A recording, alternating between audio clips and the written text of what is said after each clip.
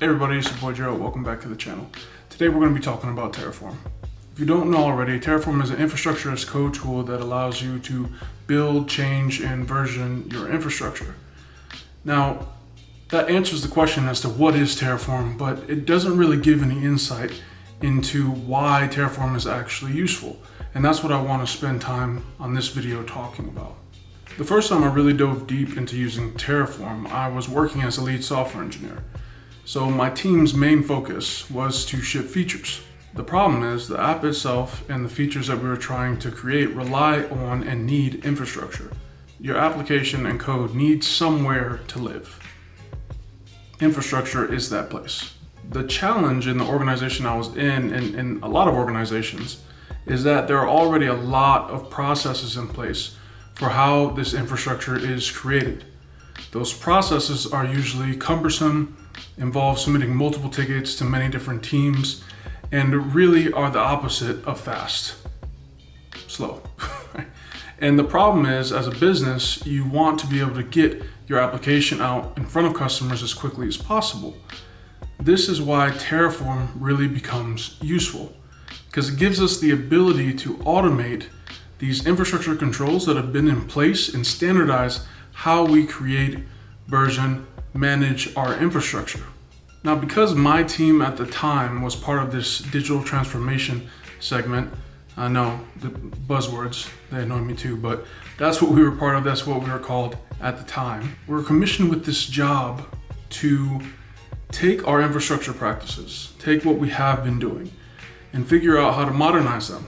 That involved interfacing with multiple quote-unquote legacy teams that we would work with hand in hand to try and figure out how do we take something as simple as getting a cluster spun up or getting something as simple as a VM spun up from a multi-week to multi-month type of engagement down to something that can happen within minutes.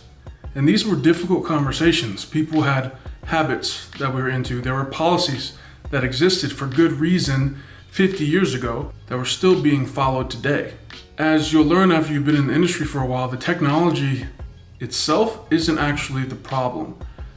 The much larger, more difficult problem a lot of the time is navigating the people aspect.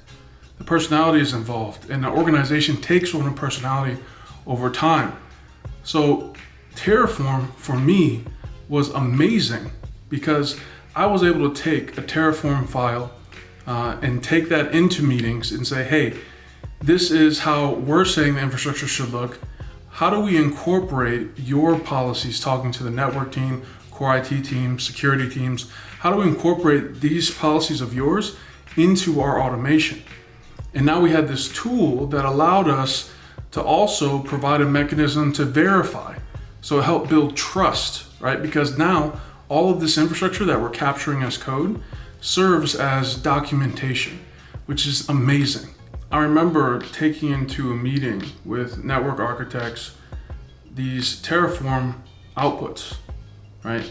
Specifically, there's like a mapping output that you can utilize within Terraform that spits out all of the infrastructure that's being created and its dependencies all connected, which was amazing and really served to remove some of the combativeness that can happen when you're trying to rip up old practices and put in new ones. Now, what I'm not trying to say is that Terraform helps solve all of our political issues internally. Change is difficult.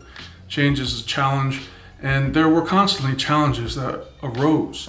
But what Terraform did is it gave me and my teams a mechanism, something tangible that we could use to help mitigate some of these difficult challenges. I could say to a team that has been overseeing infrastructure for 20 years, hey, why is this particular policy really important to you? How do we incorporate it into this automation? We have a tool that could allow us to do that now. And the responses with that line of questioning were a lot less tumultuous. This resulted in us provisioning infrastructure easily 10 times faster than before. We went from the proverbial 2 weeks to multiple months to get core infrastructure to now with Terraform and the cloud doing it in minutes.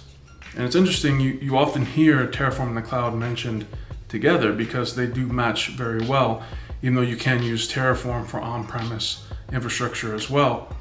The problems are that with the cloud, there were devs who have been locked in this box of going through this cumbersome process, going out and provisioning all the things, running up very large cloud bills.